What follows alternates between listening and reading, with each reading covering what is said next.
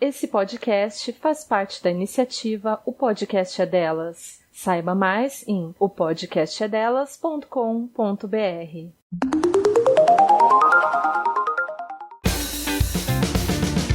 Esse podcast é apresentado por Toribá. Para outros programas, acesse toribacomunicação.com.br.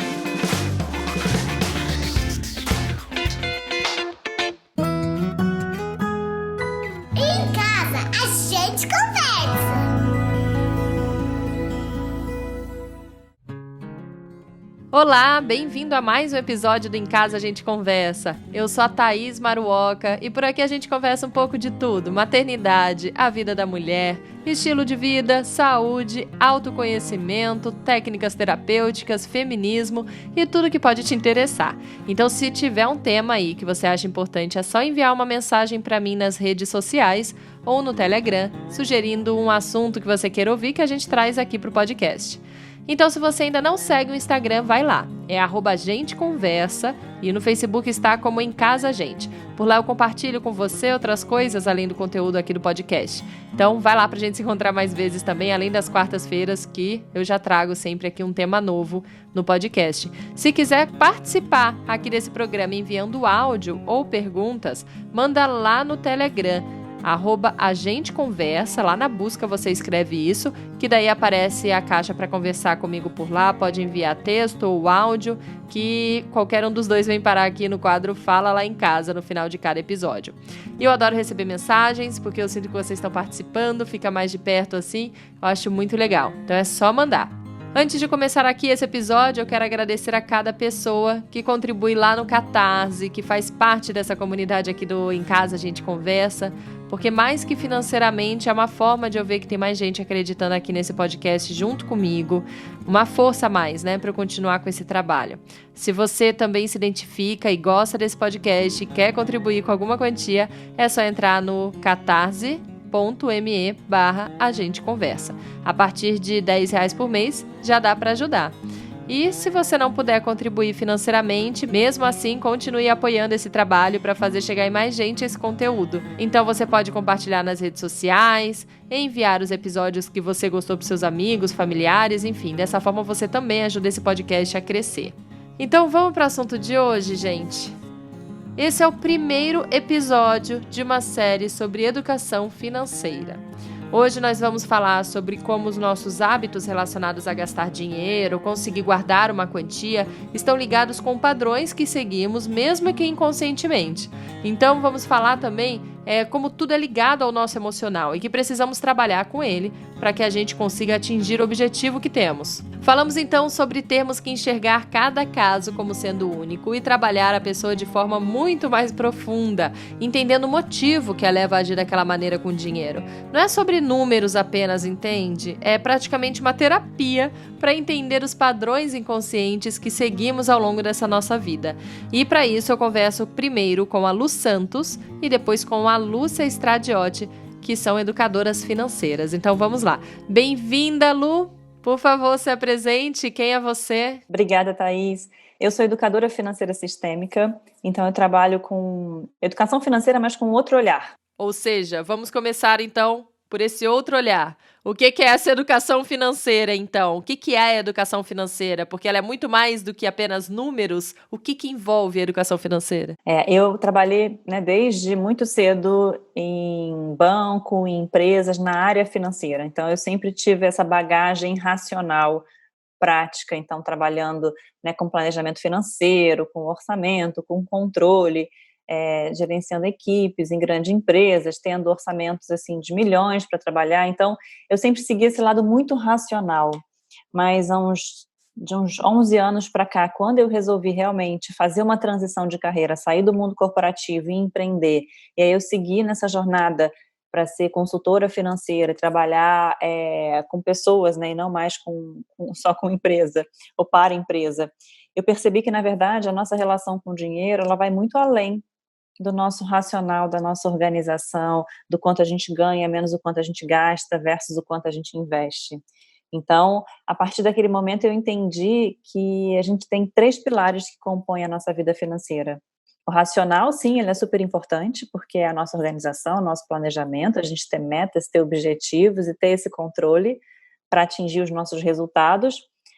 O lado emocional, então a gente precisa também entender, né, por que a gente lida com o dinheiro da maneira que a gente lida, de onde vêm as nossas crenças, quais são as nossas crenças sobre o dinheiro, olhando para a nossa história, olhando para a nossa ancestralidade, e conseguindo curar isso. E o terceiro pilar é o energético. Então, eu sempre tive esse lado espiritual, energético, muito trabalhado, mas nunca juntei isso com prosperidade. E depois, né, que eu comecei a trabalhar mais profundamente, eu entendi que a gente precisava ter um olhar energético também para o dinheiro, porque dinheiro é energia. Então, eu trabalho muito com esse olhar também para casa, com a energia do nosso ambiente, como a gente pode trabalhar isso a nosso favor. Então, eu acho que não tem como a gente falar que vida financeira e dinheiro é só sobre números, ele envolve tudo isso, e por isso que eu falo que, assim, eu não consigo me intitular hoje como consultora financeira, eu gosto de usar esse termo, educadora financeira sistêmica, porque olha para o sistema como um todo. E como que a gente trabalha isso com a gente, então? Como o buraco é muito mais embaixo, como é muito mais profundo isso do que parece. Situações, por exemplo, de pessoas que guardam dinheiro, guardam dinheiro, guardam dinheiro, mas sempre está faltando. Tenta guardar dinheiro e não consegue, ganhou mais dinheiro naquele mês, enfim, conseguiu um projeto novo, vai entrar um dinheirinho a mais e naquele mesmo mês fura pneu, tem um vazamento na casa e esse dinheiro precisa ser conduzido para um outro fim, que não o que você tinha planejado anteriormente.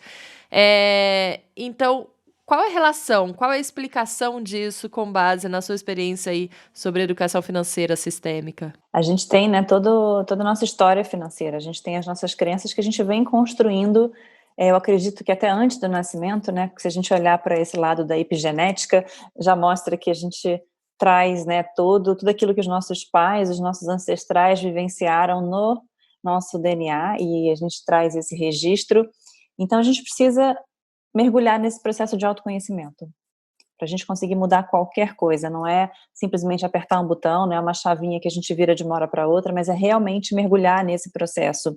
E eu tenho, assim, eu passei por situações da minha vida que me fizeram entender isso, então eu tive, né, eu moro em Portugal atualmente, mas já estive no Brasil antes e voltei para Portugal, então, assim, algumas mudanças, mas no período que eu tive aqui em Portugal, há uns 11 anos atrás, eu montei um negócio do zero, né, fiz um negócio uma empresa de enxoval de bebês, e naquela época eu acho que eu trabalhei com essa empresa 2 anos, até resolver fechar, porque o negócio não foi para frente, e só depois, quando eu comecei a entrar nesse processo de trabalhar com educação financeira, de olhar para esse resultado além dos números, é que eu entendi, na verdade, que o negócio não foi para frente porque eu tinha crenças muito fortes que me boicotaram, que me levaram a agir de uma forma diferente daquela que eu agiria se eu não tivesse essas crenças. Mas como assim? Eu tinha 2 filhos pequenos, então eu tinha uma crença muito forte que ou eu era boa mãe, ou eu era bem-sucedida financeiramente, não podia ser as 2 coisas. Então, como eu tinha, né, valorizava muito a maternidade e ser uma boa mãe era prioridade para mim, o que acontece? Eu vou ter sucesso no meu negócio? Eu não vou ter, se essa crença está presente.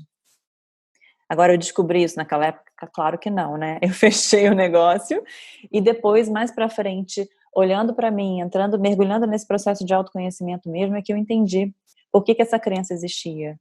Né? Minha mãe parou de trabalhar para cuidar dos filhos. Todas as mulheres mais, assim, mais fortes, mais bem-sucedidas financeiramente que eu conhecia do mercado corporativo. E eram mulheres, assim, que tinham um foco só no trabalho, terceirizavam a criação dos filhos. Então, foram referências que eu fui criando ao longo do tempo, que me fizeram acreditar que eu não podia ser as 2 coisas. Ou eu era uma coisa, ou eu era outra. E a pessoa que quer começar, então, a entender mais sobre isso, a fazer esse planejamento financeiro, olhando para todas essas vertentes, como que ela pode começar? Por onde que começa? Tem que começar olhando para a situação que você se encontra. Então, eu costumo dizer, os sintomas que você está vivendo hoje, eles é que vão nortear o caminho que você vai seguir. Então, assim, o que são os sintomas? Uma pessoa que está endividada, né, que está sempre se endividando, ou uma pessoa que tudo que entra vai embora, não consegue juntar dinheiro, não consegue se organizar, ou aquela pessoa que fala, ai, não, eu não sou boa com números, eu nunca consegui ter minhas finanças organizadas, ou eu não consigo investir, não preciso investir, não sei como investir, é muito difícil investir. Então, assim, a gente olhar para o sintoma, o que está realmente pegando nesse momento, o que está te incomodando, o que está ali dificultando você de avançar na sua vida. O primeiro passo é olhar para o sintoma. E aí, através do sintoma, é como se a gente conseguisse construir um pouco esse processo, que ele não é só emocional, entendeu, Thaís? Eu acho que o lado prático é muito importante, porque se a gente não começa a se forçar a agir diferente, o resultado também não vem. Então, eu já tive clientes, por exemplo, que falavam, eu tive uma cliente uma vez de São Paulo, ela tinha um hotel para cães, e ela não conseguia divulgar o trabalho dela, ela sentia uma dificuldade imensa de divulgar o trabalho dela. Qual era o sintoma dela na época? Ela não estava crescendo, ela não estava ganhando dinheiro como ela queria, como ela precisava. E a questão dela é que ela não conseguia se divulgar. Então, esse era o sintoma dela. E aí a gente trabalha de duas formas, né? Uma, ok, então vamos fazer o movimento para você começar a se divulgar, mesmo que seja difícil. Então, o que você pode fazer para começar? Eu posso fazer isso aqui, posso fazer aquilo. Então, a gente tem que se colocar em movimento também. Mas agora vamos entender de onde vem isso. E no trabalho que a gente fez juntas, ela acessou uma memória da infância dela, que eu acho que ela tinha, não me lembro se era 4 ou 6 anos. Ela na casa dela, ela estava na escada e o pai era vendedor. E ela viu o pai recebendo propina com dinheiro assim na mesa.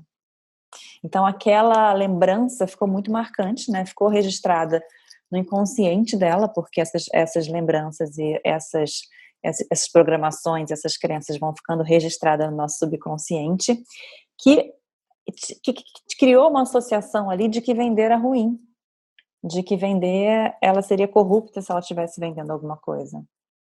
Então, eu costumo fazer esse trabalho em paralelo. Eu acho que a gente tem que olhar, sim, para o emocional, mas a gente tem que trabalhar de forma prática. Ok, o que precisa ser feito para você divulgar o seu trabalho, para você vender, para você ganhar mais dinheiro? Né? Onde que está a questão aqui? E a gente desconstruir isso de várias vertentes. Quando você diz sistêmica, é uma constelação que você faz? A constelação é uma ferramenta, mas não é a sistêmica, não é a única. Sistêmica nesse sentido desse olhar sistêmico, né? Olhar para o sistema como um todo e não olhar só para, né, pro problema que a gente está vendo, né? Porque a constelação tem muito esse papel, né? Olhar para todo o sistema. Sim. E você faz então essa consultoria, é uma consultoria barra terapia, né? É bem isso. E hoje, assim, eu, né, tenho várias formações, programação neurolinguística, em coaching, em Theta Healing, em Reiki, em Pranic Healing, pegando o lado mais prático, pegando o lado mais energético, pegando o lado emocional. Então, hoje, assim, eu não atendo de forma, eu vou fazer um atendimento com você, uma constelação, ou vou fazer um atendimento de Theta Healing, ou vou fazer uma sessão de coaching. Não, eu uso meio, né, que esse arsenal para trabalhar da melhor forma de acordo com o cliente. Cada cliente é único, cada processo é único. É mergulhar mesmo nesse autoconhecimento.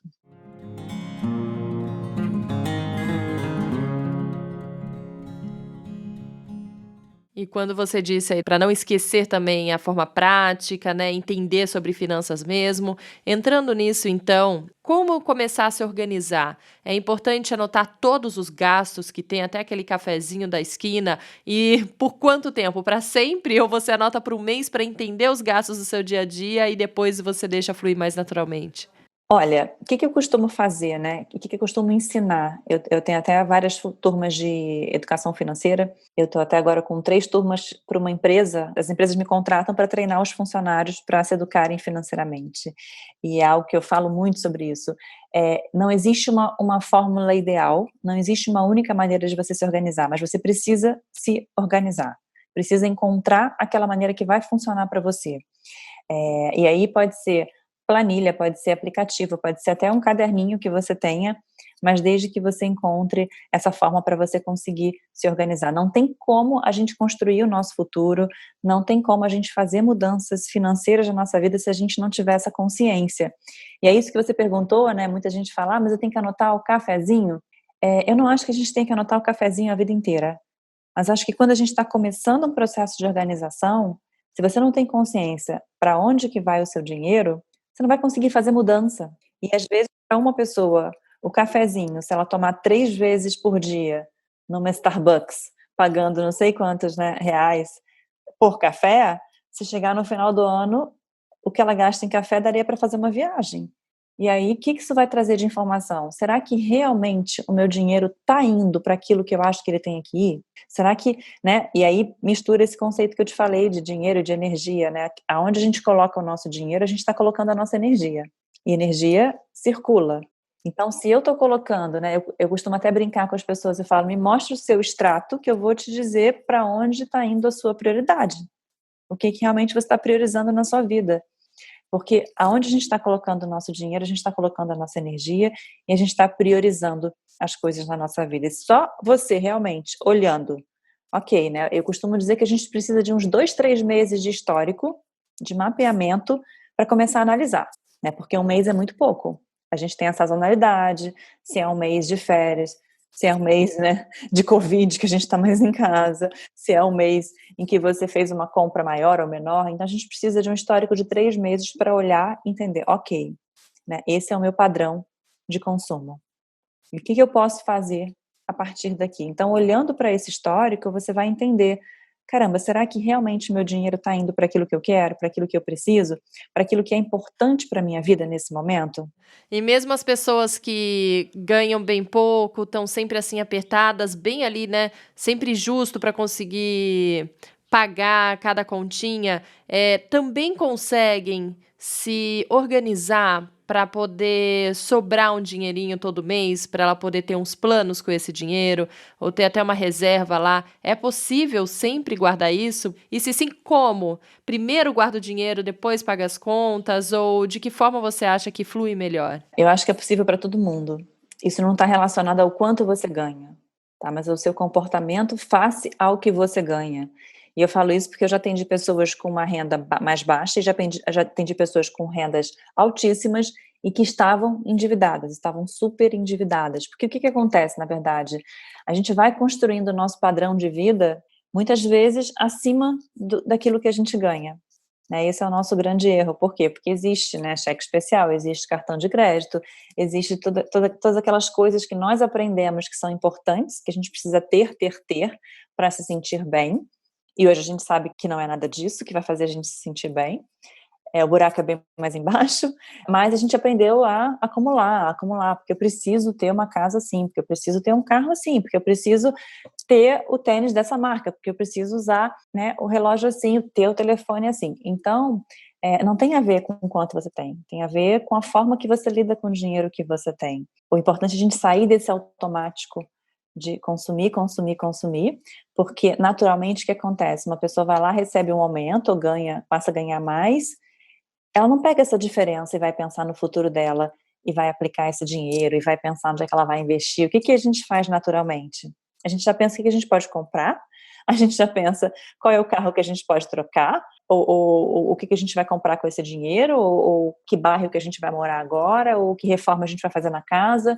A gente está sempre pensando já em algo para o dinheiro ir embora, e não em construir esse nosso futuro financeiro, em se planejar, em se organizar. Então, é sair desse automático, e isso pode ser feito independente do quanto a pessoa ganha, sair desse automático, fazer essa organização, olhar para como está o seu consumo, como está o seu padrão de vida face ao que você ganha, e fazer os ajustes necessários, porque às vezes a gente precisa dar um passo atrás. Ok, não, eu estou aqui vivendo, né, no cheque especial, vivendo no limite do cartão de crédito. Então amanhã, se eu parar de ganhar, se eu deixar de ganhar R$1, se eu deixar de ganhar, né, dinheiro amanhã, como é que eu fico? Entendeu? É fazer um pouco esse exercício e reajustar essa rota. Baixar um pouquinho, muitas vezes até baixar um pouco o padrão de vida, ou encontrar novas formas de ganhar dinheiro, é claro, né? Mas muitas vezes, eu já tive vários clientes que muitas vezes precisaram dar esse passo atrás, aqui realmente preciso cortar, não posso ter carro, não posso ter carro, não posso viajar, não posso viajar, não posso comer fora, não posso comer fora, até, né, essa roda se ajustar, para depois voltar a ter aquilo que quer ter, mas de forma organizada e planejada.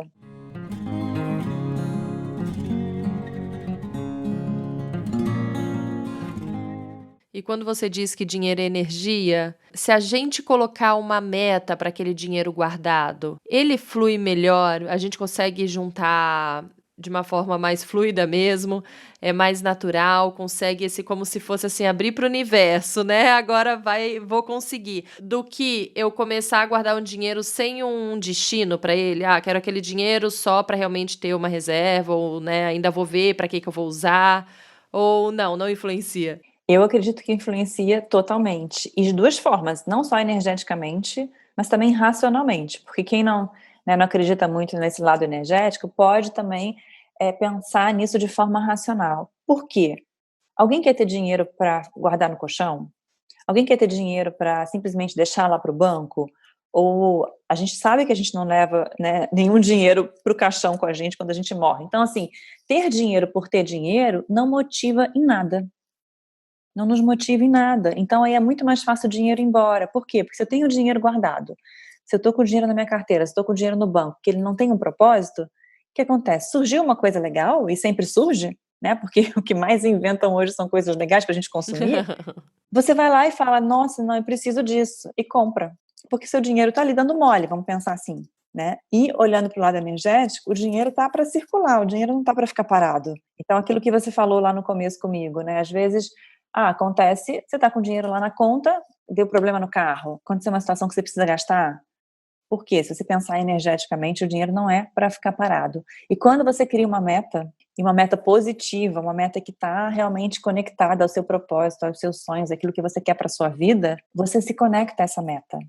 Então, assim, se eu tenho, por exemplo, uma meta de fazer uma viagem no final do ano e eu estou, né, me planejando para juntar dinheiro para essa viagem, se aparecer uma outra coisa legal para comprar, uma outra oportunidade, ou um passeio de fim de semana que alguém me convide, o que eu vou pensar? Nossa, eu tenho aquela meta. E aquela meta é tão importante que você acaba abrindo mão das coisas, das distrações que aparecem. Então, até eu costumo falar para os meus clientes assim, coloca um post-it no cartão de crédito e coloca ali a pergunta, você realmente precisa disso ou você quer guardar para o seu sonho? Mas escreve qual é o seu sonho, né? Para a sua viagem de final de ano, para a sua troca de carro, para justamente conectar a pessoa àquele objetivo maior. Porque a gente, né, nós somos muito imediatistas, a gente quer o prazer imediato. Então eu quero o prazer de sair para o melhor restaurante com os meus amigos e né, pagar uma conta altíssima. A gente quer ter esse prazer. Mas se eu me lembro que não, mas o meu objetivo lá, ele é tão importante ou mais importante, a gente se desconecta dessas distrações. Fica muito mais fácil. E como fugir desse mundo, então, tão capitalista, tão consumista? Como a gente nadar contra tudo isso? Porque a gente a gente passa na rua, são estímulos, né? Em outdoor, liga a TV, tem propagandas, abre o computador, aparecem propagandas, celular no Instagram, você tá lá passeando no Instagram, vem os posts patrocinados. Como a gente conseguir fugir, resetar a cabeça para conseguir controlar, então, essa vontade que vem, né, de comprar e de achar felicidade numa compra, como você disse, que essa é o que a gente sente quando compra, né? Essa euforia, essa felicidade do final de uma compra. Mais uma vez, eu acho que é com autoconhecimento. Então eu sinto que, né, eu mergulhei nessa jornada mais essencialista, né, e minimalista, não naquele sentido de que a gente às vezes entende olhando para o minimalismo como, você não precisa ter nada, você vai ter só ali, né, uma cadeira, uma mesa e o resto vazio. Não, é você realmente entender o que é importante para você, o que faz a diferença na sua vida. Né, o que se eu te falar agora, Thaís, pega uma mala que você vai, né, se mudar daí, mas você só pode colocar as coisas numa mala. O que você colocaria nessa mala? Então, assim, será que a gente precisa de tudo que a gente está consumindo? Será que a gente precisa de tudo que está ao nosso redor? E o quanto esse consumo, né, acaba sendo uma distração. Então, a gente se distrai consumindo para não olhar para aquilo que realmente importa, para não olhar para os nossos desafios, para não olhar para as nossas questões, para não olhar para aquilo que realmente a gente tem que trabalhar internamente. Então, é uma mudança de comportamento que, mais uma vez, a gente só vai conseguir mudar se a gente enxergar isso como um problema. Porque se a gente continua nesse automático, e não tem a ver com voto de pobreza, não tem a ver com, eu não posso ter nada, agora eu vou ter que ter. Não, acho que a gente pode ter aquilo que a gente quiser. E que bom que a gente pode, mas de um lugar consciente. Não de um lugar assim, eu tô comprando para suprir uma dor emocional, eu tô comprando isso para... Eu fazia muito isso quando eu estava no mundo corporativo, né, aquela coisa, trabalhei tanto hoje, mereço comprar isso no shopping. E, né, parece que a gente vai, não, nossa, não sei o que, mereço fazer isso. E a gente merece sempre, na verdade, né, a gente não merece só quando acontece uma situação ruim. Mas será que aquilo que eu tô consumindo tá indo de encontro àquilo que é importante para mim? Vai fazer diferença na minha vida? Ou eu só tô tapando um buraco ali emocional? E a gente hoje, né, a gente vê como o mundo está precisando desse olhar, não estou nem falando só do consumo não, mas desse olhar emocional, né, as pessoas estão com doenças emocionais sérias, precisando olhar mais para dentro. Então acho que se a gente pode fazer esse movimento, entendendo que ok, né, de forma consciente, eu estou comprando coisas, eu estou acumulando coisas para suprir uma dor, alguma questão emocional, então deixa eu, né, começar a tirar essas camadas e começar realmente a me curar internamente. Então eu acho que é um processo, mais uma vez, não é de uma hora para outra, não é assim, eu vou agora fazer uma sessão disso ou daquilo e vou resolver a minha questão. Não, porque é um mergulho mais profundo. E a pessoa tem que querer fazer o mergulho, né? Porque se não quiser, não tem profissional, não tem terapeuta, não tem... Que ajude, Não sim. tem, não tem nada que ajude.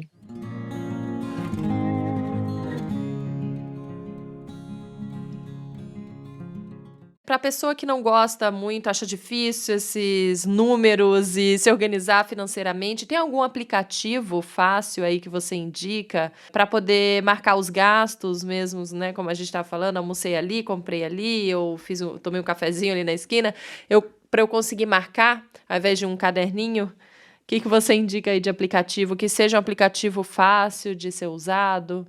Olha, eu acho que assim, não vai ter aplicativo ideal.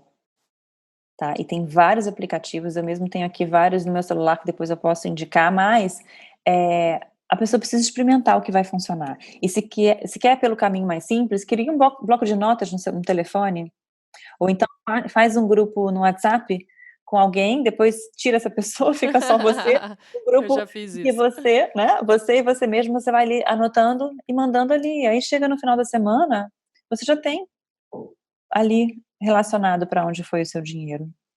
E eu acho que, assim, é lógico que o Excel, para mim, é uma ferramenta, né, maravilhosa, porque eu gosto de usar Excel, mas eu acho que não tem muito mistério, né, as pessoas têm um pouco de medo, de receio do Excel, e muitas pessoas não gostam do Excel, mas se eu olhar para minha planilha, eu consigo ver o meu primeiro salário do meu primeiro estágio, porque eu mantenho minha planilha, ela vai sofrendo alterações, é claro, né, mas eu consigo ter essa visão e esse histórico. E se a gente quer construir um futuro financeiro próspero, organizado, planejado, então a gente tem que buscar uma ferramenta que funcione para isso. Se a gente tem uma vida simples, né, se eu tenho, por exemplo, se eu pago meia dúzia de contas, não tenho muitos gastos, não tenho muitas entradas, o bloco de notas, o caderninho vai funcionar.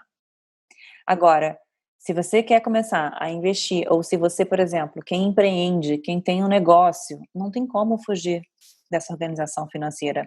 E uma coisa que é legal, que eu falo também, Thaís, não precisa pensar que, eu preciso amar números ou eu preciso amar Excel para conseguir fazer isso. Não. A gente não aprendeu a escovar o dente todos os dias, a gente não escova?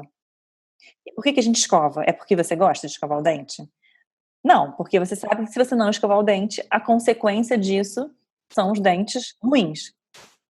Então a gente tem que começar a entender, ok, eu posso achar um saco me organizar financeiramente, eu posso achar um saco preencher planilha, eu posso achar um saco ter que olhar para números, mas qual é a consequência de eu não fazer isso? Eu não tenho um futuro financeiro estável, eu não tenho uma organização financeira para o meu futuro, né? Hoje e no futuro, claro. E Lu, é sempre melhor gastar em dinheiro do que cartão, que às vezes é uma coisa também que você ouve, né? Melhor gastar em dinheiro, o cartão tem aquelas taxas, né? Que você depois descobre que você paga pra caramba, mas ao mesmo tempo tem as milhas do cartão, que também é outra coisa que surgiu aí, né? Tem um melhor ou depende muito também da situação? Eu digo assim, tem o melhor para cada pessoa. E eu acho que é muito isso, né? Se a gente for olhar os livros de finanças, às vezes a gente vê aquele gráfico de pizza, que você tem que, X% da sua renda tem que ser para tanto, X% da sua renda para tanto. Eu olhava aquilo e falava, mas com base no quê? quem é a pessoa para me dizer aonde que eu vou colocar o meu dinheiro. Então, se eu, por exemplo, se eu sou uma pessoa que valorizo viajar e que isso é a coisa mais importante da minha vida, eu posso morar num kitnet, porque para mim não importa onde eu moro, e usar a maior parte do meu dinheiro viajando pelo mundo. E eu tô errada? Não, se eu tô fazendo aquilo que realmente, né, eu gosto de fazer e tá alinhado com os meus objetivos, tá ótimo. E aí quando você fala do cartão e de dinheiro, é a mesma coisa. Então assim, se eu tô usando dinheiro porque eu não consigo me controlar no cartão de crédito, é uma coisa. Agora, eu não consigo me controlar, mas eu vou continuar usando o cartão porque ele dá milha. Dane-se as milhas, porque assim, se você está gastando muito dinheiro no cartão, muito mais do que você gastaria se não tivesse o cartão, será que as milhas fazem tanta diferença financeiramente? Talvez não. Agora, se é uma pessoa, né, igual aquela coisa, eu pago à vista no cartão ou eu parcelo? Porque a loja deixa parcelar em 10 vezes sem juros, por que eu vou pagar à vista? Né, financeiramente é melhor eu parcelar. Exato, se a gente pensar em números, financeiramente é melhor você parcelar. Só que quantas pessoas você conhece que tem o dinheiro ali investido e que pensa em parcelar, por quê? Porque vai ganhar os juros do investimento, mas tem o dinheiro separado para pagar aquela parcela. Quase ninguém. Então, assim, vai muito mais da forma que você enxerga isso e como isso impacta a sua vida, do que a gente criar regra, né? Eu sou totalmente contra essas regras. Agora todos, a gente deve usar o cartão porque tem milhas, ou não, a gente deve parar de usar o cartão para gastar menos, ou não, a gente tem que separar tanto da nossa renda para isso. A gente tem que olhar para aquilo que funciona para a gente, testar e implementar para poder ver o resultado. E para a gente pensar aí no futuro nosso, né? Uma aposentadoria, reservar um dinheiro aí para quando a gente parar de trabalhar. O que você indica a pessoa guardar um tanto por mês já, sempre, a partir de hoje, ou fazer um investimento? O que você indica para pensando numa aposentadoria? A primeira coisa que eu indico é assim, a gente fazer um exercício de olhar para o futuro e entender que futuro você quer ter. Se a gente não entender o que a gente quer ter, qual é o tipo de futuro, qual é o tipo de vida, como é que a gente quer realmente, onde a gente quer estar, a gente não consegue fazer esse planejamento. E aquilo que eu te falei, a gente não consegue nem começar a construir isso, porque a gente não está conectada ao futuro, ao que a gente quer. A gente quer o resultado imediato. Então, o primeiro exercício é esse. E aí, né, o futuro para mim é diferente de para você, ou para outra pessoa que está assistindo a gente, cada um está numa faixa etária diferente, cada um está num momento de vida diferente. Então, olhar para o seu momento de vida, olhar, ok, né, com quantos anos você quer ter essa tranquilidade financeira, né? Porque hoje a gente vai trabalhando e não para nunca, mas assim, com quantos anos você quer parar e pensar, ok, eu construí aqui o meu patrimônio para eu viver. Então, entender, ok, daqui a 20 anos, daqui a 30 anos, daqui a 40 anos, o que eu preciso para construir isso? Né? Quanto que eu preciso começar a juntar?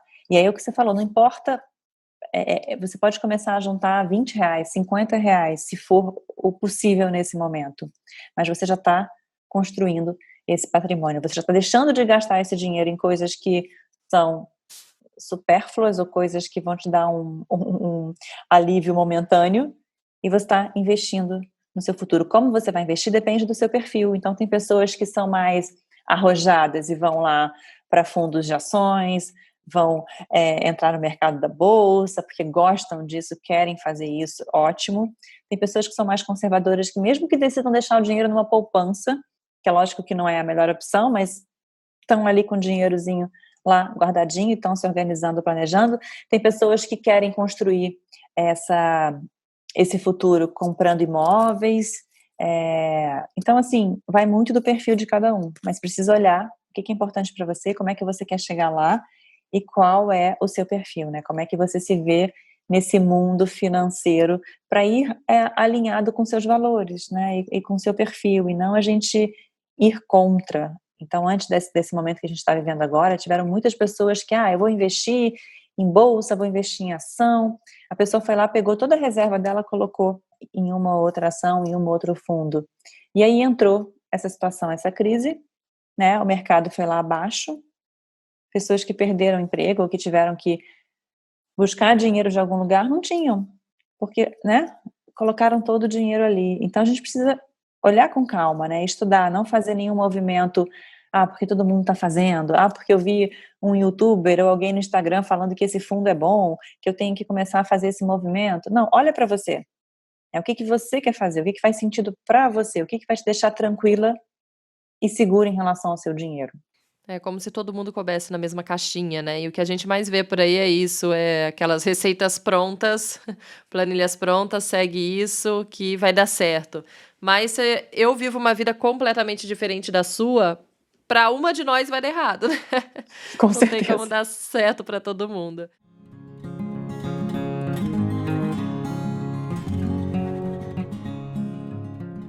Para finalizar aqui, o que você indica aí, assim, de algo que você fala como uma dica preciosa para a pessoa? Ó, não deixe de fazer isso. E a outra, o oposto, não faça isso de jeito nenhum. Quais são essas duas coisas? Deixa eu pensar, não deixe de fazer isso. Eu acho que é não deixar de assumir o controle da sua vida financeira. Eu acho que isso é a gente realmente assumir o controle da nossa vida. Ter essa gestão financeira é a gente ter liberdade, ter escolha. Eu acho que isso não tem preço. Então, é não adiar, sabe? É começar agora, independente do que passou, né? Não mas foram tantos anos que eu não fiz nada, ou eu tava isso, não importa. Independente de como você tá hoje, é começar. Eu acho que isso é o que realmente a gente precisa fazer. E eu sou aquela pessoa, assim, que eu acho que a gente tem que ficar longe de dívidas. Então, precisa se endividar, vai se endividar, pensar muito bem realmente, né? Será que eu estou me endividando para comprar algo ou para usar esse dinheiro com algo que realmente é importante? Ou será que é só para ter um telefone novo ou para ter um carro mais da moda? Ou porque a gente assumir dívida não é só assumir a dívida financeira, também tem um peso energético na nossa vida e fica muito mais difícil, é como se a gente estivesse carregando uma mochila com aqueles pesos, então a gente caminhar com uma dívida fica mais difícil. Então eu acho que tentar realmente ficar longe de dívidas, sempre que possível, é claro, né, tem situações que são mais, que não tem jeito, mas assim, a maior parte das vezes, a gente acaba se endividando para ter coisas que nem vão fazer tanta diferença na nossa vida assim. E você tem para indicar algum livro, filme, série, alguma coisa? Pode ser sobre o assunto ou não. É o nosso quadro aqui, Dica da Semana. Alguma dica para quem esteja nos ouvindo? Tô olhando aqui nos meus livros, mas... olha, peguei aqui um que realmente para mim fez toda a diferença, O Essencialismo. Esse é um livro maravilhoso. Ele é um livro que trabalha muito a gente realmente tirar da nossa vida aquilo que não é importante, sabe? A gente focar naquilo que é essencial. Então eu acho que apesar de não ser um livro de finanças, ele mexe com a nossa vida financeira.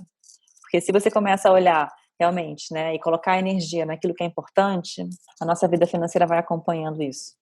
Obrigada, Lu. Obrigada pelo bate-papo, por ter topado conversar aqui com a gente, essa diferença de fuso, e você também com os atendimentos aí, né, a gente tentando encaixar. Que bom que deu certo. Obrigada por compartilhar aqui seu conhecimento com a gente. Obrigada, Thaís. Até a próxima. Beijo. Beijo, tchau, tchau.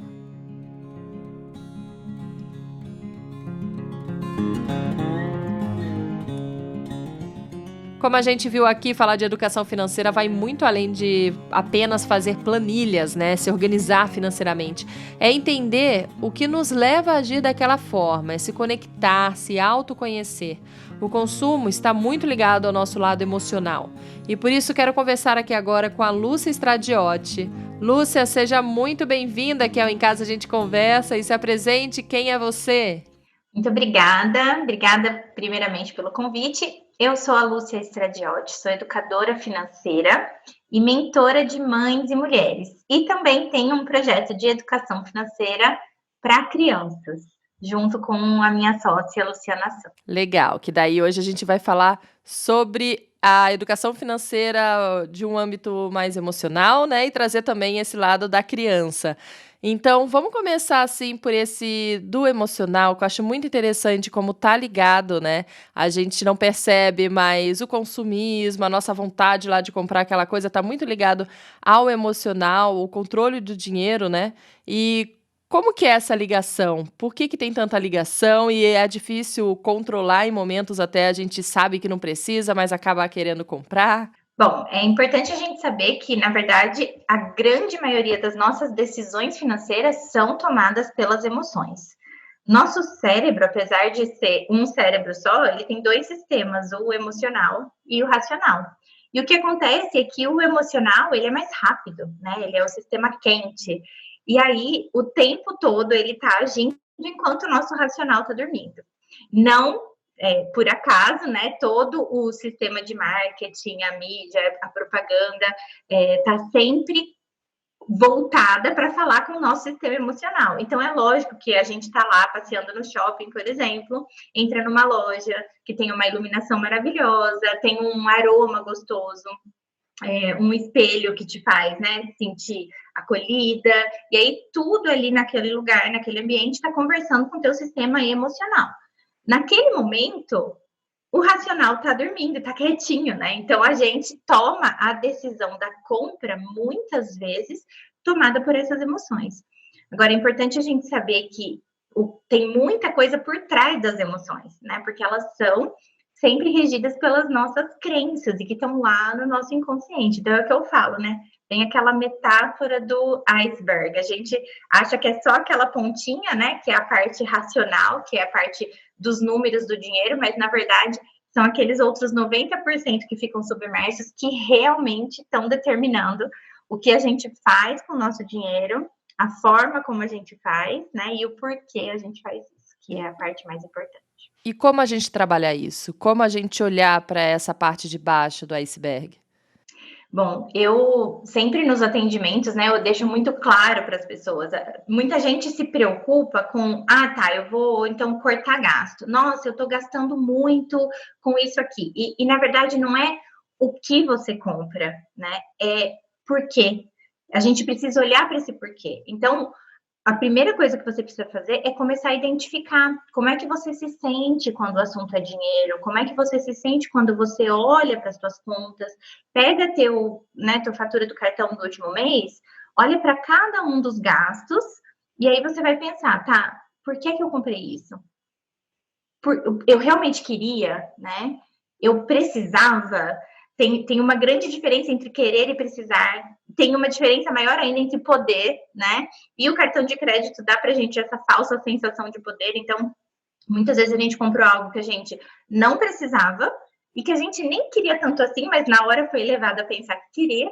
E aí, lógico, compra sem poder, né? E aí, aquele sentimento, né? Na hora que você comprou, é um sentimento de euforia, de prazer. Mas depois, quando chega a fatura do cartão, frustração, arrependimento, vergonha, né? E aí vem tudo isso. Então, quando a gente olha para esses sentimentos, é que a gente começa a entender, ok, o que é que a gente precisa cuidar aqui? Quais são as crenças que estão aqui envolvidas? O que é que está te levando a comprar? Né? O consumo, principalmente, é muito levado sempre por essa parte emocional. Então, a gente compra muito como válvula de escape, na verdade. Então, assim, tô cansada, tô frustrada, trabalho demais e não tenho tempo, então eu vou fazer algo por mim. E vou lá e compro, né?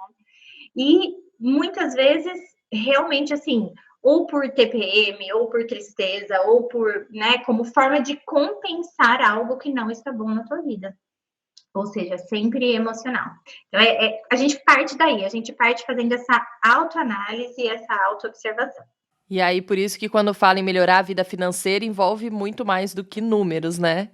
E aí vem todo esse trabalho aí psicológico. Você faz esse atendimento também para mostrar? Eu faço esse atendimento. Na verdade, assim, isso tem muito de psicologia econômica aqui, né? Mas também tem muito essa questão das crenças, né? Da mentalidade, que não é só a psicologia econômica que fala disso. Mas é importante a gente entender que, na verdade, os números são o resultado. Então, quando a gente olha para os números e a gente cuida só dos números, a gente está tomando, assim, soluções paliativas. Se a gente quiser realmente uma mudança na vida financeira, fazer uma transformação que seja efetiva e que seja duradoura, a gente precisa olhar para o que está por trás disso. Então, os números, quando você vê lá que teu saldo não está batendo, que tua conta está no vermelho, é porque já aconteceu muita coisa. Não adianta você simplesmente falar, então tá bom, eu vou cortar gasto. O que é que te levou a ter aquele gasto? O que é que te leva a estar sempre nesse padrão de entrar no cheque especial, de comprar no cartão de crédito sem se dar conta de quanto você tem disponível para pagar depois, né? Enquanto você não cuidar disso, você vai conseguir uma solução Paliativa é o que eu falo, você está cuidando do sintoma, mas você não está investigando a causa. Então, é a mesma coisa que você tomar uma aspirina para dor de cabeça. Mês que vem você vai ter a dor de cabeça de novo, depois de novo. Cada vez que você toma aspirina, você melhora, mas a dor de cabeça não vai embora enquanto você não descobrir a causa dela e tratar essa causa. E normalmente essas causas são padrões que a gente segue aí, que a gente aprendeu desde a infância com os nossos pais. E esses padrões são inconscientes, né? Então fica mais difícil ainda de ser trabalhado, né? Exatamente. É difícil de ser trabalhado e eu te confesso, assim, eu sempre deixo isso muito claro para as clientes, né, para as pessoas que vêm para esse processo de mentoria, que realmente é algo que você precisa estar disposta a olhar. Porque você pode acessar pontos de dor. Quando a gente olha para isso, a gente está olhando diretamente para a nossa infância, né? E aí, inclusive, foi por isso, foi através desse trabalho que eu faço com essas mães e mulheres, e de tudo isso que a gente foi descobrindo aí nessa parte inconsciente, né? Nessa parte submersa do iceberg, que veio essa necessidade muito forte de ter um projeto voltado para as crianças. Porque se nós tivéssemos sido educados financeiramente na infância de forma muito mais, de forma consciente, de forma ativa, né? Porque nós somos, na verdade, nós somos deseducados, né? Passivamente, nós somos deseducados. Se tivéssemos tido educação financeira nessa visão bem integral da educação financeira, entendendo a questão da mentalidade, das crenças, das emoções, nós não teríamos hoje uma população de 62% de endividados, né? Com certeza, essa situação seria diferente. E fala que você não fica rico com o que ganha, mas com o que guarda, né? E aí tem esse trabalho de conseguir arranjar um momento certo para conseguir guardar, quando é bom começar. E quando a gente fala assim também de guardar o dinheiro, que eu tô perguntando em que momento certo, seria assim, primeiro paga as contas, o que sobrou guarda ou não, você separa aquele dinheiro primeiro para guardar, para depois pagar as contas. De que forma fica mais fácil de conseguir ter esse controle para que esse dinheiro não seja gastos com coisas supérfluas? Bom, importante a gente considerar aqui duas verdades sobre o dinheiro, né? Que a gente não para muito para pensar sobre isso, mas que imperam o tempo todo. A primeira delas é que dinheiro não sobra, né? Então, assim, você vai ficar esperando o dinheiro sobrar a vida toda e o dinheiro não vai sobrar. Isso é uma das principais queixas que eu recebo todos os dias. Gente, eu já tentei guardar dinheiro, mas meu dinheiro não sobra, nunca sobra. Hoje eu ganho 3 vezes mais e meu dinheiro não sobra. Não vai sobrar. A segunda verdade é que se você não controla o dinheiro, você vira refém dele. Ele te controla. Pensando nisso, a gente precisa fazer o processo em 2 etapas. Primeiro, você passa a ter um olhar sobre as suas finanças e manter isso sob controle para você entender, mapear teu custo de vida, entender quanto custa a vida que você quer ter, né? E também entender o que é que você quer para a tua vida. Então, você pensa num planejamento aí de médio ou longo prazo que vai ser o teu norte, que vai indicar o caminho por onde você vai seguir. A partir disso, você já pré-define quanto é que você consegue guardar por mês, quanto é que você quer se propor a guardar, e não só o que você consegue, mas olhando para a tua situação, o que é que você pode reduzir, que tipo de gasto não faz sentido estar ali, que tipo de gasto te deixaria, na verdade, mais feliz se você eliminasse da sua vida e se você colocasse esse dinheiro para render ou para realizar um sonho no futuro. E aí você começa a guardar esse dinheiro assim que o dinheiro entra para você. Então, a primeira coisa que você faz é separar o seu dinheiro, é se pagar. E depois você passa o resto do mês com o que sobrou. Ai, Lúcia, mas daí o resto do mês, e se não der para passar? Não, vai dar, porque você está controlando isso, você está fazendo uma projeção, né? Então, você está tomando as rédeas aí, assumindo uma postura proativa, então você já sabe quanto você vai gastar no mês. E aí você vai estipular metas de consumo, você vai ter a visão do seu mosaico financeiro, né? Já todo desenhadinho. Então não vai correr o risco de chegar lá no final do mês e não ter dinheiro para pagar a conta, porque não é essa a proposta. Né? Então, assim, precisamos fazer esse processo em 2 etapas. Agora, ficar esperando o dinheiro sobrar, não vai funcionar, porque não vai sobrar.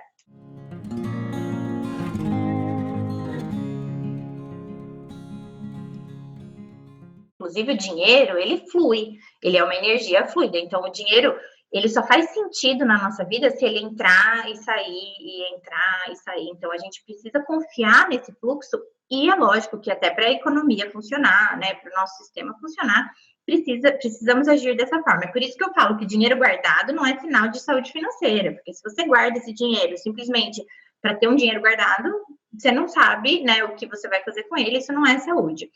E o que acontece é que se a gente não dá um destino para o dinheiro encontra um destino. Então, se você tem lá, ok, um dinheiro que você guardou, mas eu ainda não sei muito bem o que eu quero fazer, eu quero deixar guardado. Aí é o que eu falo, né? Vai estourar o cano, vai furar o pneu do carro, vai precisar trocar alguma coisa em casa. Eu atendo muita gente, assim, eu tenho relatos de pessoas que precisaram trocar o piso da casa inteira, quebrou a porta do quarto de não sei É muito quem, comum, sabe? né? As coisas acontecem muito, e aí as pessoas ficam abismadas. Elas falam, mas por que isso aconteceu? Porque você não definiu antes o que é que você vai fazer com o dinheiro. É por isso que o controle financeiro, ele não é feito depois que o mês passa, né? Não adianta nada a gente colocar na planilha, depois que acabou o mês, tudo que a gente gastou. Porque isso é igual dirigir olhando no retrovisor, né? Você não tá olhando para frente. A gente precisa sempre fazer esse controle antes do mês. Então, a gente faz uma projeção e a gente já entende o que é que a gente quer fazer com o nosso dinheiro. E essa projeção vai levar a gente para o caminho do nosso planejamento. Então, tá, qual que é meu planejamento de curto prazo, de médio prazo, de longo prazo? O que eu quero realizar na minha vida? E a partir disso, saber que, tá, o dinheiro que sobrar, né, assim, esse dinheiro aqui que é o extra que eu tô ganhando, eu vou direcionar pro celular que eu vou trocar. E aí você já deixa isso predestinado.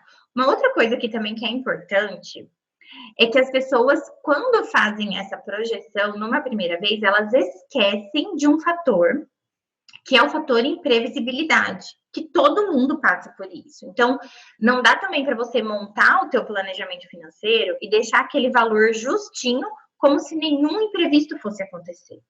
Então, podem acontecer imprevistos, né? Então, assim, se você já reserva uma parte do seu dinheiro para imprevistos, você não vai ter que pegar aquele dinheiro que você finalmente conseguiu pôr na poupança para pagar o cano estourado. Você já sabe que podem acontecer imprevistos, manutenção na casa, remédio para uma eventual virose do filho, né?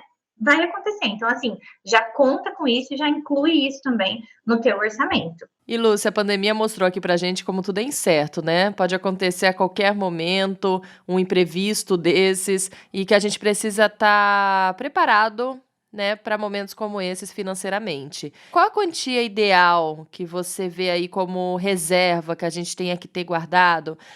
2 salários, 5 salários, que a gente tenha que ter guardado lá numa poupança, ou no investimento, qualquer forma que seja, mas que tenha lá guardado para momentos como esses. Nossa, fiquei desempregado, não tenho de onde tirar, você recorrer a esse dinheiro que você já deixou para eventualidades como essa.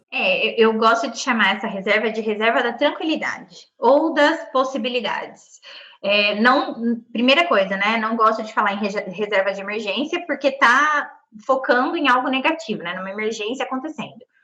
Então, vamos pensar em imprevisibilidades, vamos pensar em possibilidades que podem ser positivas também, né?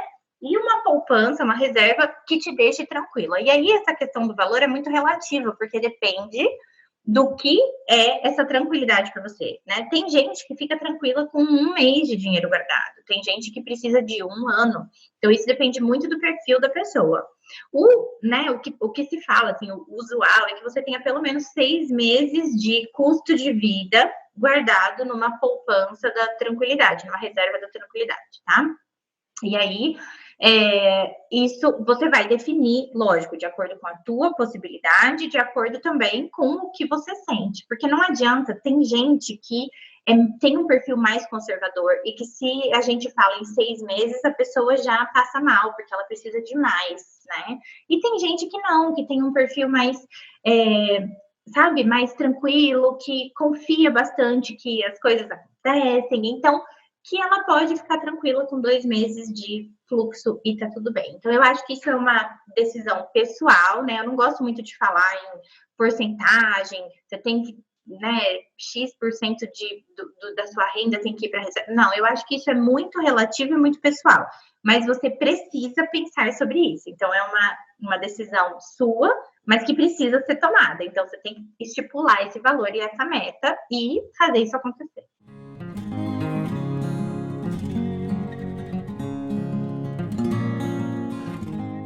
E, Lúcia, para ser, então, um consumidor mais consciente, para finalizar aqui esse assunto, o que a gente precisa saber, que dicas você dá para quem está nos ouvindo aqui agora? Bom, eu falo muito, né, que o consumo, ele não tem que ser só consciente, ele tem que ser um consumo responsável, né? Ele tem que ser um consumo inteligente, do tipo, tirar da parte emocional e trazer para o teu racional, realmente usar a racionalidade.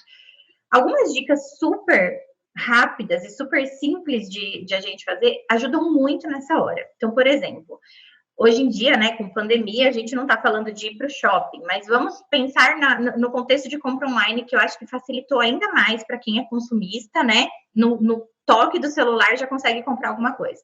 Primeira coisa, não deixe seu cartão registrado, porque senão você aperta o botão, você já comprou um negócio. Então, assim, não salva o seu cartão aí nas plataformas, e deixa sempre ele guardado num lugar que te faça levantar e ir buscar o cartão.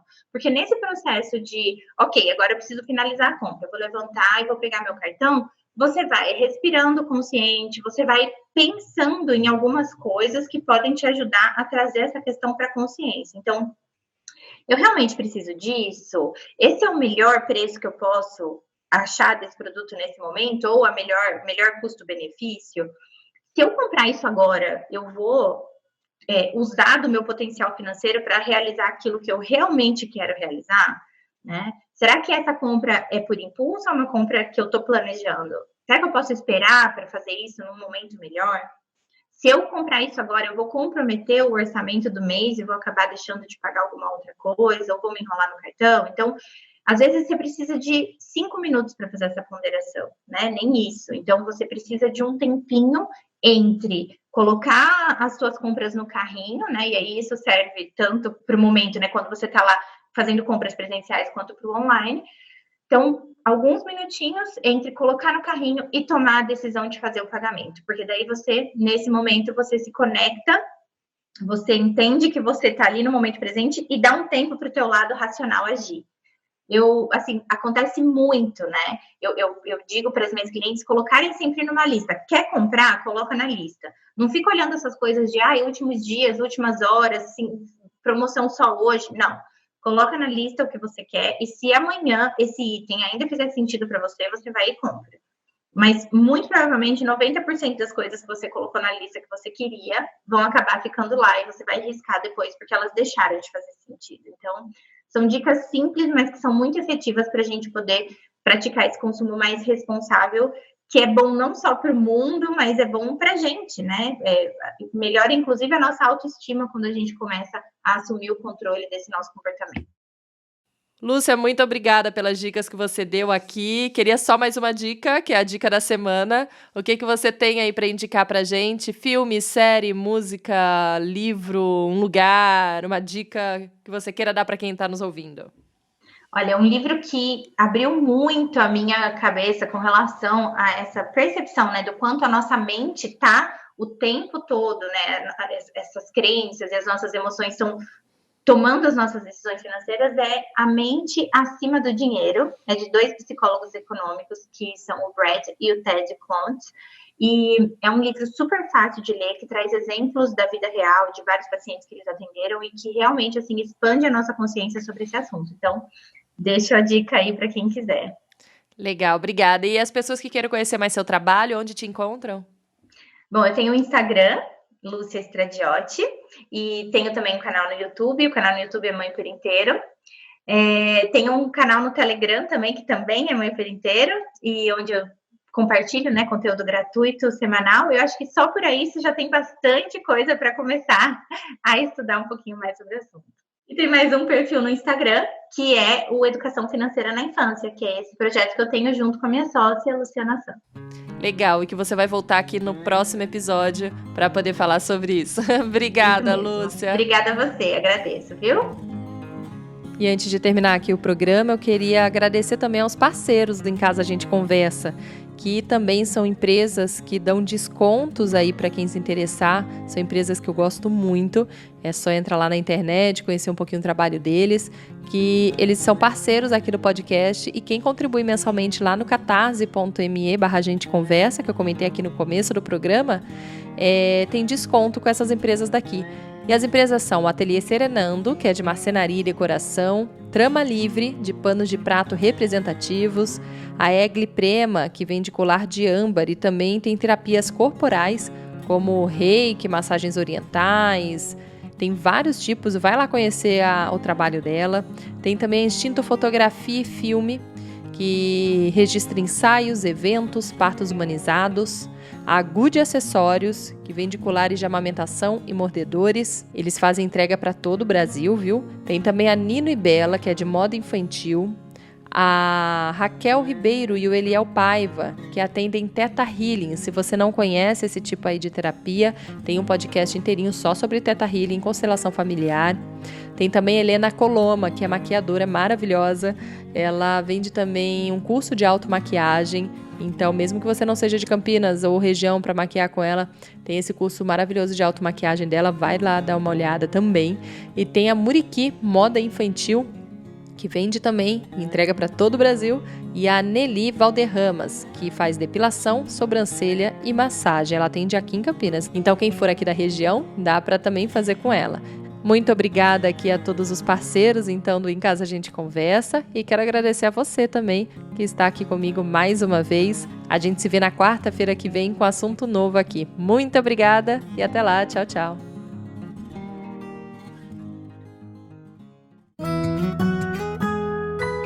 Em Casa a Gente Conversa.